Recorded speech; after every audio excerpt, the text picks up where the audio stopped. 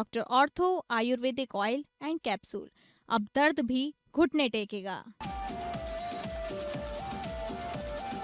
America Iran टकराव से पश्चिम Asia में तनाव बढ़ा। हेलीकॉप्टर गिराने के बदले में अमेरिका का अटैक। ईरान ने बहरीन और जॉर्डन में अमेरिकी ठिकानों पर किया हमला।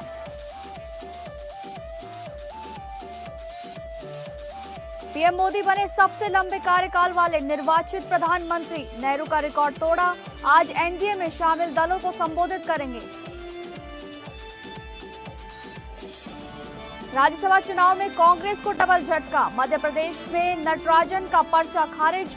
झारखंड में क्रॉस वोटिंग का खतरा। कांग्रेस ने दिल्ली में चुनाव आयोग के सामने धरना प्रदर्शन किया।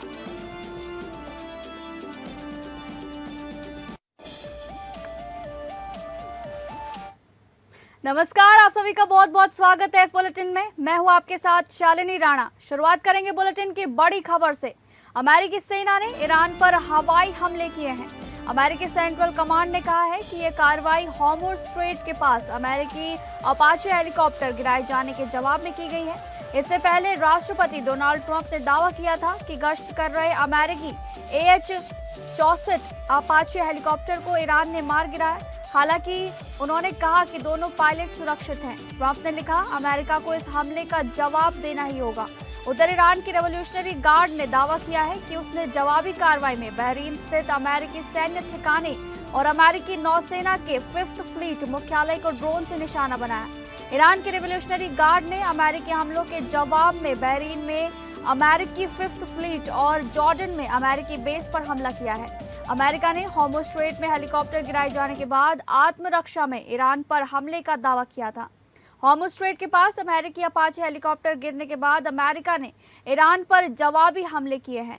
ट्रंप ने आरोप लगाया कि हेलीकॉप्टर ईरान ने गिराया था, जबकि तेहरान ने हर हमले का जवाब देने की चेतावनी दी। इजरायली सेना प्रमुख एयाल जामिर ने कहा कि हालिया ऑपरेशन सिर्फ शुरुआत थी। जरूरत पड़ने पर इजराइल ईरान पर और बड़े हमले करने के लिए तैयार है। अमेरिका ने कहा है कि ईरान के खिलाफ उसकी सैन्य कार्रवाई पूरी हो गई है। अमेरिकी सेंट्रल कमांड के मुताबिक ये हमला अमेरिकी सेना के अपाचे हेलीकॉप्टर को गिराए जाने और क्षेत्र में अमेरिकी बलों तथा व्यावसायिक जहाजों पर हुए हमलों के जवाब में किया गया था।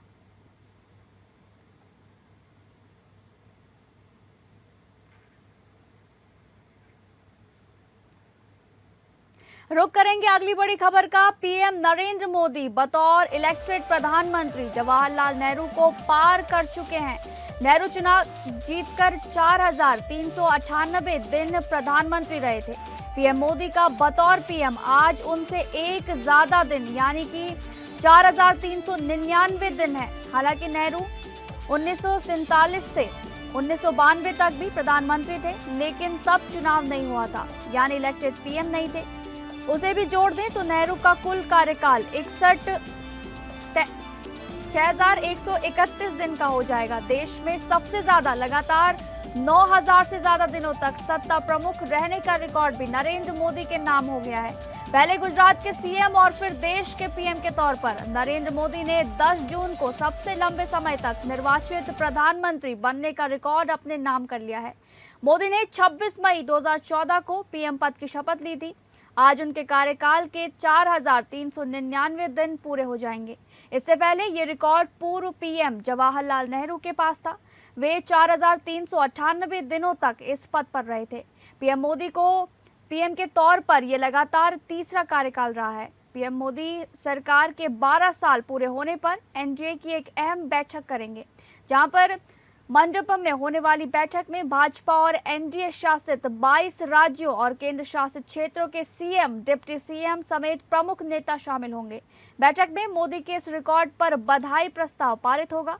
उसके साथ ही विकसित भारत 2047 के रोड मैप, केंद्र और राज्यों के बीच बेहतर समन्वय, विकास परियोजनाएं, ईज ऑफ लिविंग और ईज ऑफ डूइंग बिजनेस को आगे बढ़ाने पर चर्चा होगी। प्रधानमंत्री बनने के बाद नरेंद्र मोदी को अब तक 31 देशों का सर्वोच्च नागरिक सम्मान मिल चुका है।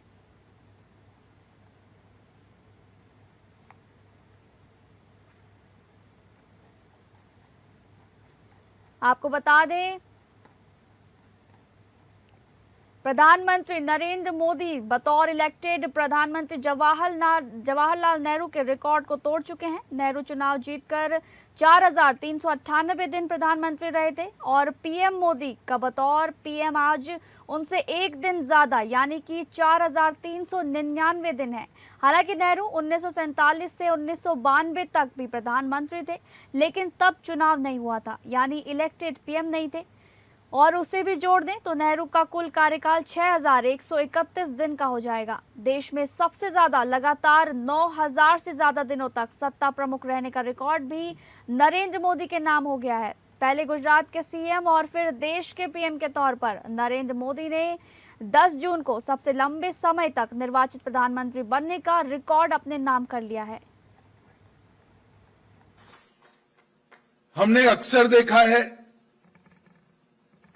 कुछ नेता सत्ता को टिकाने में ही ज्यादातर समय व्यतीत कर दिए, मगर मैं आपको मोदी जी के साथी के रूप में बता सकता हूं कि इन्होंने 12 साल को सत्ता को साधना के रूप में स्वीकार करते हुए संपूर्ण देश के विकास की दिशा में आगे बढ़ने का काम किया है। मुझे जो आज बोलना है वो आपको जानकारी में सब है, लेकिन मैं आपको ये बताने के लिए आया हूं कि यही सिस्टम है और हमारी जो कार्यपालिका, न्यायपालिका, विधायिका, इसी सिस्टम को थोड़ा सुदृढ़ किया नरेंद्र मोदी जी ने। नीति आयोग का बैठक परसों है और उसमें एजेंडा वार चर्चा होती है और कल हमारे देश के यशस्वी प्रधानमंत्री जी के शानदार 12 वर्ष पूरे हुए उस उपलक्ष्य में 12 साल बेमिसाल, 12 साल विकास के, 12 साल विश्वास के और 12 साल गरीब कल्याण योजना के, इस पर सभी एनडीए शासित प्रदेशों के मुख्यमंत्री और उप मुख्यमंत्रियों का। अगली बड़ी खबर का रुख करेंगे, जहां मध्य प्रदेश की राजधानी भोपाल में राजनीतिक घटनाक्रमों से भरा एक नाटकीय दिन रहा, जिसकी शुरुआत कई कांग्रेस विधायकों के बैंगलोर जाने के लिए हवाई अड्डे की ओर रवाना होने से हुई और इसका अंत राज्य की 3 राज्यसभा सीटों में से एक के लिए पार्टी के उम्मीदवार मीनाक्षी नटराजन के नामांकन की जांच के दौरान खारिज होने के साथ हुआ। इसके चलते कांग्रेस के राष्ट्रीय महासचिव केसी वेणुगोपाल के नेतृत्व में शीर्ष कांग्रेस नेताओं ने नई दिल्ली में भारतीय चुनाव आयोग यानी कि ईसीआई के कार्यालय के बाहर धरना प्रदर्शन किया। मध्य प्रदेश में राज्यसभा चुनाव के दौरान कांग्रेस उम्मीदवार मीनाक्षी नटराजन का नामांकन रद्द कर दिया गया। आरोप है कि उन्होंने अपने नामांकन पत्र में हैदराबाद की एक अदालत में लंबित आपराधिक मामले का विवरण छुपाया था। इस संबंध में शिकायत मिलने के बाद जांच की गई, जिसके आधार पर चुनाव अधिकारियों ने उनका नामांकन खारिज कर दिया। ये कांग्रेस के लिए बड़ा झटका है, क्योंकि राज्य में राज्यसभा की 3 सीटों पर चुनाव होना है। इसके लिए बीजेपी ने 3 उम्मीदवारों के नामों का ऐलान किया है, जबकि कांग्रेस के मौजूदा विधायकों की संख्या के हिसाब से मीनाक्षी नटराजन की जीत की संभावना जताई जा रही थी। हालांकि कांग्रेस को क्रॉस वोटिंग का भी डर था, इसलिए वो अपने विधायकों को बैंगलोर भेज रही थी।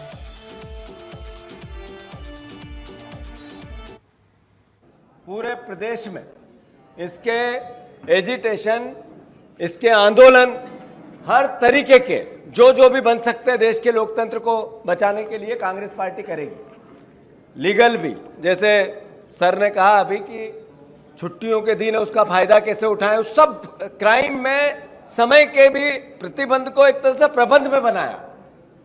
उसमें भी आज ही हम निर्वाचन आयोग भी जा रहे हैं अभी रात में, और उसके बाद सुप्रीम कोर्ट भी जाएंगे। आदरणीय संघवी जी, आदरणीय विवेक तनखा जी, इस पूरे संदर्भ में पूरे डॉक्यूमेंट्स के साथ इसका This is a clear-cut blatant violation of democratic principle in this country. Complete, they are killing the democracy of this country. This is a clear example of that. 6:30 only they rejected their nomination. 7:25 we have given a letter to the Election Commission of India for seeking an appointment with the Election Commission for giving a complaint. After 40 minutes, Then also election commission is not allowing us to go. Election commission is not allowing us to go. What is happening in this country? Is this a banana republic? We need justice. We need justice. We will go. We will take all the. खबरों के सिलसिले में आगे बढ़ेंगे। बात करेंगे अगली बड़ी खबर की, जहां झारखंड में भी कांग्रेस के लिए बड़ी चुनौती सामने आ रही है। वहां उसके आधिकारिक उम्मीदवार प्रणव झा के खिलाफ मशहूर उद्योगपति परिमल नाथवानी ने एनडीए के समर्थन से बतौर निर्दलीय उम्मीदवार पर्चा भरा है। वैसे तो सत्तारूढ़ जेएमएम गठबंधन के पास अपने दोनों उम्मीदवारों को जिताने के लिए आवश्यक विधायक हैं, लेकिन राज्य में क्रॉस वोटिंग का इतिहास रहा है। परिमल नाथवानी को जीत के लिए एनडीए के 24 विधायकों के अतिरिक्त 4 और विधायकों के वोट चाहिए। वे पहले भी जेएमएम के समर्थन से राज्यसभा जा चुके हैं। ऐसे में झारखंड में कांग्रेस को अपना खेमा बचाए रखने की चुनौती है। बताया गया है कि कांग्रेस की ओर से परिमल नाथवानी के नामांकन पत्र को लेकर भी चुनौती दी गई है। उस पर आयोग को फैसला अभी करना है। भाजपा समर्थित निर्दलीय उम्मीदवार परिमल नाथवानी के नामांकन पर कांग्रेस और झामुमो ने सवाल उठा दिए हैं। इससे 18 जून के राज्यसभा चुनाव से पहले उनके नामांकन जांच में पेच फंस गया है। झारखंड में 18 जून को होने वाले राज्यसभा चुनाव से पहले भाजपा समर्थित निर्दलीय उम्मीदवार परिमल नाथवानी के नामांकन को लेकर नया विवाद खड़ा हो गया है। कांग्रेस और झारखंड मुक्ति मोर्चा ने उनके नामांकन पत्रों पर आपत्ति दर्ज कराई है। इसके बाद रिटर्निंग ऑफिसर ने मामले की विस्तृत जांच शुरू करते हुए नाथवानी से स्पष्टीकरण मांगा है और अंतिम फैसला जांच के बाद होगा।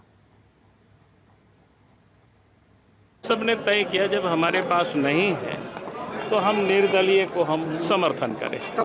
और परिमल नाथवानी जी जो कि टेस्टेड है, यहाँ पर 2 बार वो एमपी रहे हैं, अब कहाँ से आएगा, तो वो नहीं निर्दलीय, वो अपना लड़ रहे हैं, वो बात करेंगे ना। हम सब हम नहीं, स्वाभाविक है, हम लोग तो समर्थन देंगे। हमारे पास बोले कि अगर हमारे पास पूरी समय रहता तो दल के कोई अधिकृत प्रत्याशी होते, बहुत विचार मंथन किए, देखे कि हम लोग पास मात्र स्वाभाविक है कि आप सब लोग बार बार पूछते थे कहाँ से लाइएगा, तो हम लोगों ने इसलिए दल की ओर से कोई प्रत्याशी नहीं दिया। हम लोगों ने तय किया कि चलो भाई परिमल नाथवानी जी पहले भी यहाँ से 2 बार सांसद रह चुके हैं राज्यसभा के, और उन्होंने अपने कार्यकाल में अच्छा ही काम किया, किसी को कोई निराश नहीं किया। उन्होंने डेवलपमेंट का जितना भी काम झारखंड के लिए हो सकता है उन्होंने किया। इसी खबर पर ज्यादा जानकारी के साथ हमारे ब्यूरो हेड अजय सिंह हमारे साथ जुड़ चुके हैं। अजय, आपसे जानना चाहेंगे, 18 जून को राज्यसभा चुनाव होने वाले हैं, इस पर काफी अटकलें चल रही हैं, क्या कुछ जानकारी सामने आ रही है, साझा कीजिए। कि ये जो 18 जून को राज्यसभा के 2 सीटों के लिए जो चुनाव होने हैं, तो ये जैसे ही एक निर्दलीय प्रत्याशी परिमल नाथवानी की एंट्री राजनीति में एंट्री होती है, वैसे ही ये जो दिलचस्पी बढ़ जाती है। क्योंकि जब चुनाव से पहले जो है बीजेपी ने भी कहा था कि हम अपने प्रत्याशी उतारेंगे, लेकिन कुछ अपनी अंदरूनी बातों को लेकर और या उनको ऐसा लगता था कि हमारे पास महत्वपूर्ण जो है वो जो मैजिक 28 नंबर का जो संख्या है वो जब नहीं है तो वो मैदान से बाहर चले गए। और नामांकन में अब उन्होंने बीजेपी का ऐलान है कि हम अब परिमल नाथवानी को यानी निर्दलीय प्रत्याशी को अपना समर्थन देंगे। दूसरी तरफ जो है परिमल नाथवानी का जब अपना नामांकन किया तो जो एक कांग्रेस के जो विधायक हैं नमन विठल कोंगड़ी, उन्होंने एक आपत्ति दर्ज कराई है और अपने रिटर्निंग ऑफिसर जो हैं इसके समक्ष उन्होंने रिटर्निंग ऑफिसर के समक्ष उन्होंने आपत्ति दर्ज कराई थी।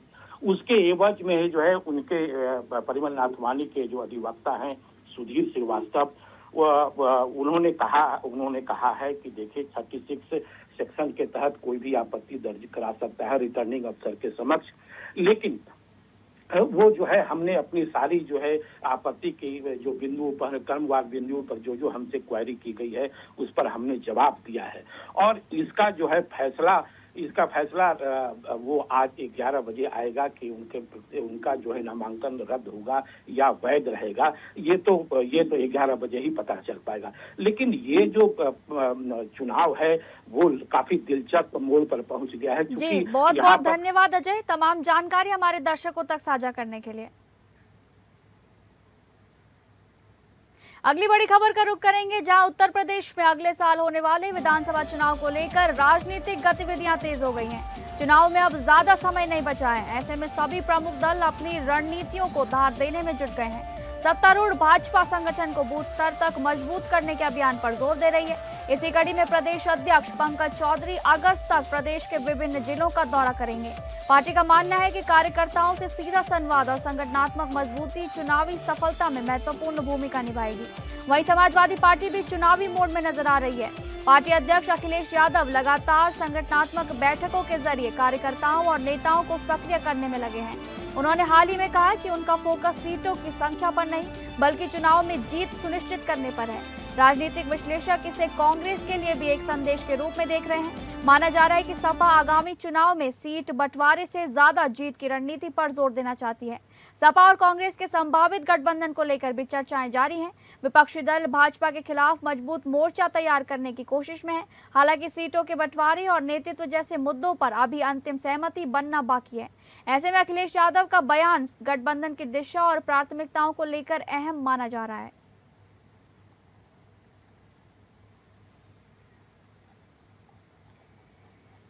इसी खबर पर ज्यादा जानकारी के साथ हमारे विशेष संवाददाता आनंद सिंह हमारे साथ जुड़ गए हैं। आनंद, बताइए क्या कुछ जानकारी है? यूपी विधानसभा चुनाव नजदीक आ रहे हैं, क्या कुछ खबरें इस पर आ रही हैं? हाँ बिल्कुल, देखिए चुनाव नजदीक आ रहे हैं और जैसे जैसे नजदीक आ रहे हैं वैसे वैसे सभी पार्टियों की तैयारियां भी तेज हो रही हैं, चाहे वो आप भारतीय जनता पार्टी है, समाजवादी पार्टी है, तमाम जो दूसरे दल हैं और तमाम जो मुद्दे हैं उनको अब उसको लेकर माहौल बनाया जा रहा है। और इसी कड़ी में आपने देखा होगा कि आज क्योंकि निर्वाचित प्रधानमंत्री के तौर पर 12 साल पूरे हो चुके हैं नरेंद्र मोदी के, तो ऐसे में भारतीय जनता पार्टी ने एक बड़ा कार्यक्रम आयोजित किया है। उत्तर प्रदेश की अगर हम बात करें तो पूरे प्रदेश में कार्यक्रम हो रहे हैं, खासकर कि लखनऊ में तमाम जगहों पर इसको लेकर आयोजन हो रहे हैं। और इसी कड़ी में जो प्रदेश अध्यक्ष हैं भारतीय जनता पार्टी के पंकज चौधरी, वो यहाँ मंदिर में दर्शन करने आ रहे हैं। थोड़ी देर में आकर वो दर्शन करेंगे और भगवान से आशीर्वाद मांगेंगे। इसके साथ ही तमाम जो अन्य नेता हैं वो भी लगातार इसी तरह से मंदिरों में जाकर दर्शन पूजन कर रहे हैं, साथ ही जनता के बीच, लोगों के बीच जाकर सरकार की उपलब्धियां गिनाने का काम कर रहे हैं। तो अब कुल मिलाकर ये कह सकते हैं कि अब जो माहौल बनना चाहिए विधानसभा चुनाव को लेकर, क्योंकि अब 2027 की शुरुआत में विधानसभा चुनाव होने हैं, तो वो माहौल बनाने की जो कवायद है सारी वो अब शुरू हो चुकी है। और ऐसा ही कुछ जो विपक्षी दल है वहां पर भी देखने को मिल रहा है। जी, बहुत बहुत धन्यवाद आनंद, तमाम जानकारी हमारे दर्शकों तक साझा करने के लिए।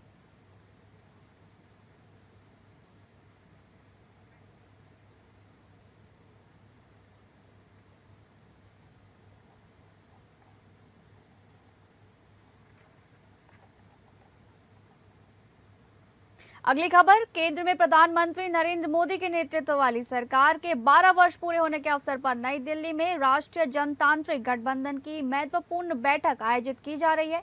इस बैठक में एनडीए शासित राज्यों के मुख्यमंत्री, उप मुख्यमंत्री और गठबंधन के वरिष्ठ नेता शामिल होंगे।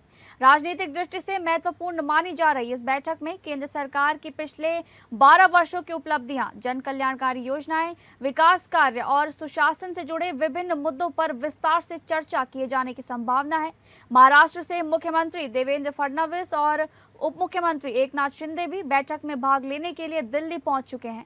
दोनों नेताओं की मौजूदगी को महाराष्ट्र और केंद्र के बीच बेहतर समन्वय तथा राज्य से जुड़े महत्वपूर्ण विषयों के संदर्भ में अहम माना जा रहा है। बैठक के दौरान विभिन्न राज्यों में चल रही विकास परियोजनाओं की प्रगति, प्रशासनिक चुनौतियां और योजनाओं के प्रभावी क्रियान्वयन पर भी विचार विमर्श हो सकता है।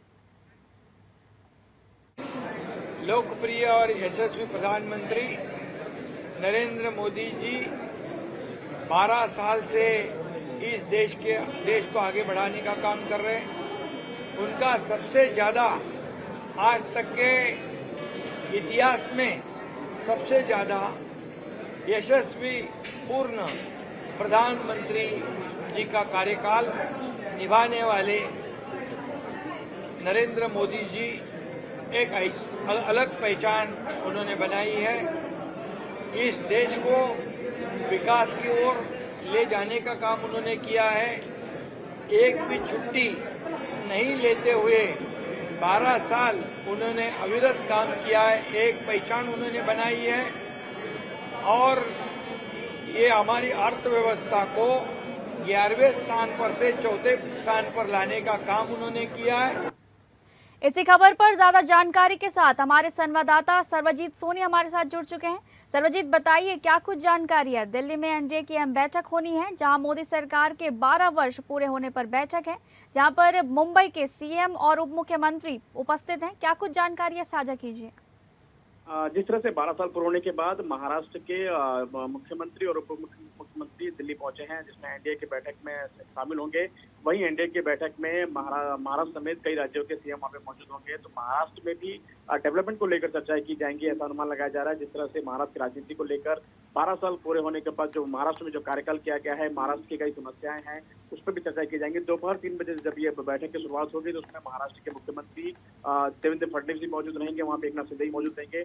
कल ही दिल्ली के लिए रवाना किया गया हो गए थे। और महाराष्ट्र में हो रही राजनीति, आगामी चुनाव को देखते हुए कई ऐसी महाराष्ट्र के डेवलपमेंट को लेकर भी चर्चाएं की जाएंगी, जिसमें अनुमान लगाया जा रहा है कि महाराष्ट्र के डेवलपमेंट को लेकर और कई ऐसे जो टॉपिक्स हैं जिस पर चर्चा की जाएंगी। और 12 साल के कार्यकाल में महाराष्ट्र में क्या क्या योगदान रहा, किस तरह से महाराष्ट्र को डेवलपमेंट किया गया है, जो उस पर भी चर्चाएं की जाएंगी। तो बैठक दोपहर 3 बजे से स्टार्ट होगी, जिसमें महाराष्ट्र समेत कई राज्यों के मुख्यमंत्री मौजूद रहेंगे वहाँ पे। जी, बहुत बहुत धन्यवाद सर्वजीत, तमाम जानकारी साझा करने के लिए। फिलहाल इस बुलेटिन में बस इतना ही। नमस्कार।